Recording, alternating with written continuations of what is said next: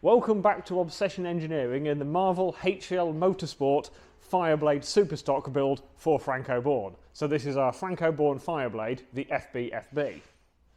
I'm joined today in the workshop by Pete Boast, the legend, and so he's already tinkering while I'm talking to you lot.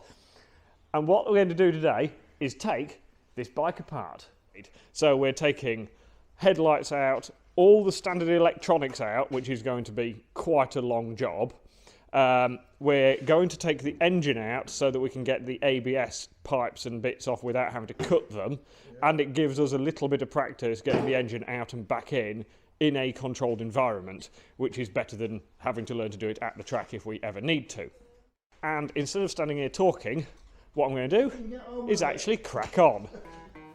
With Pete taking on the exhaust and with the bench gently relaxing itself, it wasn't long before we decided we needed to start being a bit more organised. Hey, so I can write on what everything is. We can get some tape and we can write stuff on. Yeah, that'd be good. It'd be almost organised so we know what stuff is. 525, Dave. Right, yes. The chain is 525. We are about to remove that because it's done 100 or so miles. 100 and how much? 100 and a bit. No, how much price-wise? Right, new from Honda, new from a supplier, they'd probably 150, 160 quid to the chain. So I reckon... How much? Half price, I reckon. 75. Bargain. Bargain. Bargain, I think, for a genuine factory Honda run-in chain. Basically, Yes. just bedded it in for them, Pete. HRC. I think we ought to charge extra for this service. We did, yes. If anybody's interested... Anybody's interested, that 200 quid chain... We'll cut it off there, Dave, because that's the... Yeah, that's and the I'll link. I'll get a rivet link for that. That can go up for sale along with all the bodywork and the exhaust pipes and a load of other bits. Yeah. Right. Road bikes, aren't they wonderful to work on? There's lots of things, Dave, to look at. Yeah, they are. Fiddly. You've got all this to pieces, which could scare the living daylights out of you. But to be honest, nowadays every block is slightly different, or it's not. It's very difficult to get it in the wrong place, isn't it, Dave? Yes, it's difficult to put it together wrong. So I'm sure it can be done. Yeah, I'm sure it can be done, and we'll probably do it, but. But we have our expensive HRC manual for putting the kit stuff on. We do, yeah. So that's done. Quick shift I've just took off, Dave. Are we using a different quick shifter? No, we use the standard quick shifter, but it connects into the kit loom. Right, and obviously it'll be on different rear sets as well. Yes. So it's useful to just take it off for now. The ABS pipes. Honda tell us you have to take the engine out because otherwise you have to cut the pipes. We don't want to cut the pipes in case we ever want to put them back on. So that's going to create some work, but the job wants to be done right, doesn't it, Pete? It does, and if we will, that's the idea of getting the engine out. We're going to do it right. So once the engine's out, we can have a good look and see how we do that. And we can see how it all goes together. Yeah. Well, we need to do it, David. It's better to do it in the workshop now than be in Spain on the first test thinking, Jesus heck, how do you get the engine out of this? Because Franco's dumped it in a gravel trap and we've got to clean it all out. So, yeah, let's do it now in a bit of time-lapse sort of thing. Bolt by bolt and wire by wire, the road bike parts are finally being shed from the Fireblade. But it's fair to say even the radiator is awkward to get off. Even getting the radiator off was a bit of a faff because the ABS pipes that apparently are going to be the bane of our life today, they run sort of round the top of the radiator and they sit quite tight to it, so they've been a faff, haven't they, Pete? They have been a faff, but I'll tell you what, Dave, we've got through the job. We've got a lot of wires about. Even more wires than we had before. There is, it is a spider's web of wiring, this thing, isn't it? I'm beginning to feel like Laurel and Hardy itching my head a bit now, but no, it's all coming. It is all coming off okay, to be fair, and it's quite. This is how you learn about your bike, isn't it, Dave? Yes. We've got to do it, so we're learning, and there's a few tricky connectors and bits and bobs, but the connectors for the headlight. Like this is like a headlight controller relay thing, and even the clips for that were a bit more vague, thingy. Yeah, I've never seen the clips that go on there before. So you don't want to break them, so you take a couple of moments to work that one out, and then there was clips under here, but literally like just cable tie clips to get out, so you can get the wiring loom off, and that took as long as it took Pete to take half the exhaust pipe off. Yeah. So the next thing we need to do is get the exhaust system off it. Yeah, we can see if it'll fit past the oil cooler. It might do. If not, we've got to take one of the oil feed pipes off and like swing the oil cooler out of the way because we don't want to take the oil cooler out. My idea to do this, so nearly there in a minute. I can feel it loose. Yeah. Right. So now we've got to try and get that. That's not going to get past the oil cooler. We need to take that pipe off. I told you about that, Dave. Yeah. Sorry, Pete, we're not listening. That's it. Hang on. You got kids with you. Yeah. Right. Can you take that? I've got that. The joys of O-rings on stuff. That just slides into there. Clip over the top. I won't Loctite it in yet because it'll have to come apart again. I dropped it in the oil this time, Pete. Later I'd accept the error of my ways and take the oil cooler off completely, but for now it was back to wrangling wires out of holes. That is wiring loom finally removed, and that has been a lot of work. That is, I mean, just look at the amount of connectors that go to injectors, ECUs, coils, sensors, other sensors, earthing points, starter motor, all the headlight stuff, ignition barrels. In fact, we'll probably need to take that off later. Just a bewildering amount of wiring. And what's happened to coils and condensers, boy? I'm going to save a bit of weight, you know. Yeah, because the kit loom's probably got half the wiring with that. We will save quite a lot of weight, actually. Right, so we come down here, and we have to also comment that there is still wiring because we still have the clutch wiring and bits like that, and a load of this, of course, links into like block connectors, and it's just ridiculous. But now we can actually see inside the framing into the engine. So normally on a cylinder head, you would have a rubber mount. Like an inlet rubber that goes between the cylinder head and the throttle body, or the carburettor back in the day, and they're normally about an inch or so, and they've got a bit where it slides onto the head and a bit that slides into the cylinder head, into the throttle body.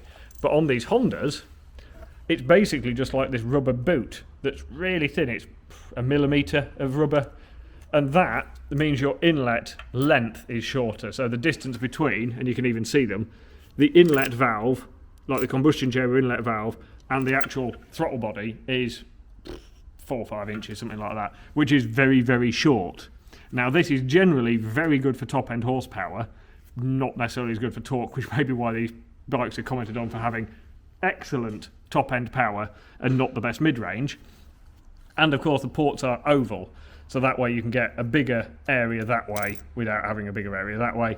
And interestingly, they're smooth finished. There's a couple of little casting marks down the side, but the actual walls themselves are finished smooth, which is the first time I've seen them done like this. M1000 BMWs have CNC machined inlet ports. These appear to still be cast, but they're almost like lacquered finish, which is quite interesting. So that is a lovely smooth inlet. Right, and on that note, Pete, I think it's time for lunch. Yeah, dinner, right. We'll have the engine out after dinner, boy. We will. Yeah. Cracking job. Good job done. And in the first part of my video, I had a little bit of a comment about the point that this was a keyless ignition bike that still had an ignition key and had a thing that looked a lot like an ignition barrel but there's nowhere to put your key. And it turns out, this massive big lump under here, this is the steering lock. That is all it does. That is just the steering lock, as far as I can work out. And that's quite big and heavy. And the ignition switch is just as big as normal. So I am, again, wondering why they don't just have somewhere to put the key, maybe up here, that does the steering lock as well, like we had for many years. I really don't see the advantage of a keyless ignition with a key. Anyway, rant over. I think it's meant to be good fun, this. Is this fun, Pete? Are we having fun? Mega fun, boy. I'm enjoying it. The next challenge I found is that the top shock mount doesn't mount to the frame, it mounts direct to the engine, which is the first time I've seen that, certainly on anything Japanese, so that's quite interesting. But it does mean that to take the engine out, you basically have to take the top of the shock out, which means you can't have the bike just on normal paddock stands because it would fold in half in the middle. So that means we want to put it on footrest stands, but we can't put it on these because they fold up, so we need to put the spider rear sights on that are in a box upstairs. Fancy Spider rear sets fitted, and this just gives us a solid point to put a footrest stand on so we can actually support the bike in the middle. It's a little bit neater solution than using an ABBA stand, though we could have done that, but then the ABBA stand might be in the way of the engine. Anyway, got the footrests on, and Spider have done us a bit of a treat and put Franco's little logo on there. So that one's cool. Oh, it's got all the little Spider logo on. If we go around the other side, it's even fancier. So on the master cylinder cover, we've got the FB logo and his Franco Bourne logo. So it is looking a bit trick that. Yeah, let's hope it makes him go faster. Yes. Right. Pete, Yeah. we were going to message our mate Ben over at Honda to ask him something. Yes, we was, and I've forgotten because I'm going senile. So And to be fair, we discussed it between us, and I can't remember either. and you're younger than me. That's bad. Right, we'll move on to right. Peter's put the front paddock stand in. I've just machined a different spacer up because it's not the same as one of the spacers I had, and we're going to basically find some blocks of wood that sit under the jack so that the sump is supported sort of here and under there, so that we can get it nice and solid.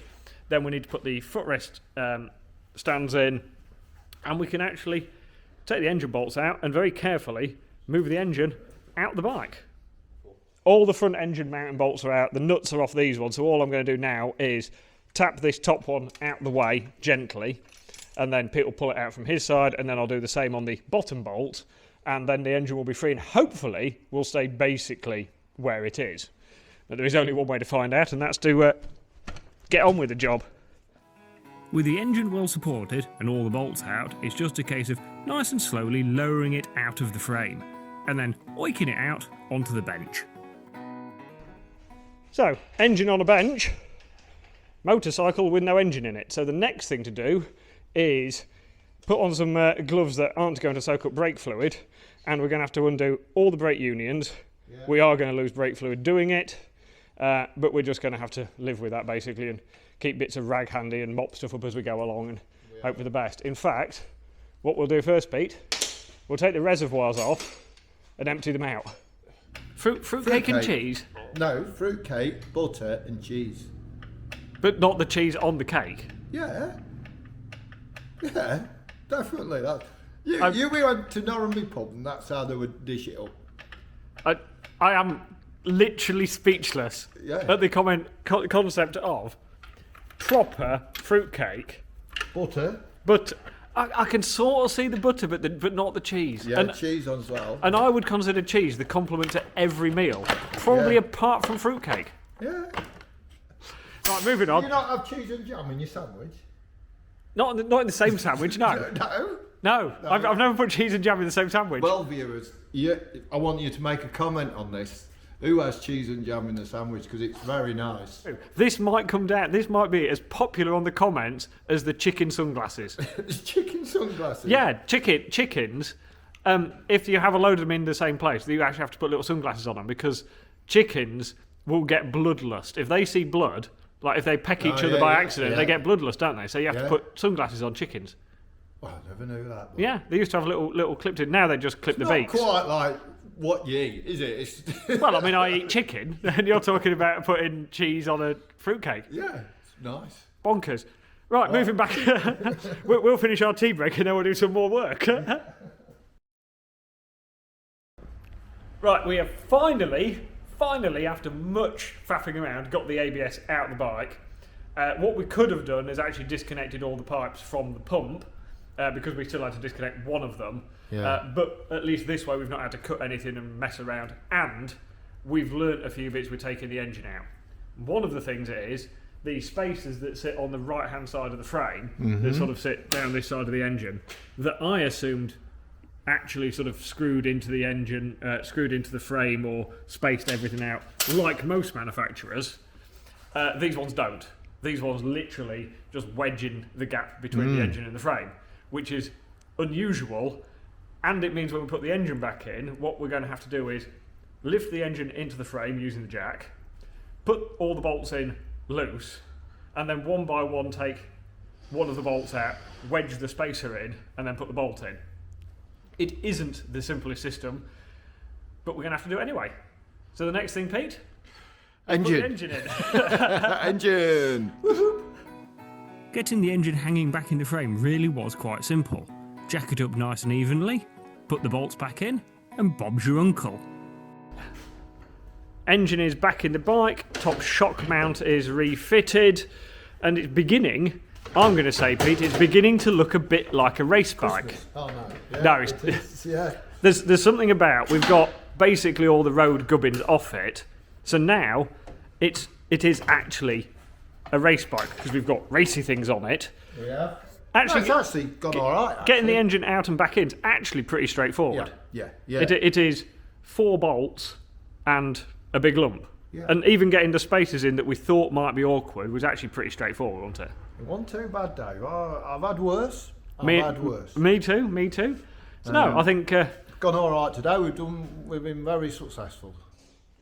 So Franco's Fireblade might be a fair bit off being a finished race bike, but it is no longer a road bike, and I think that's an important change.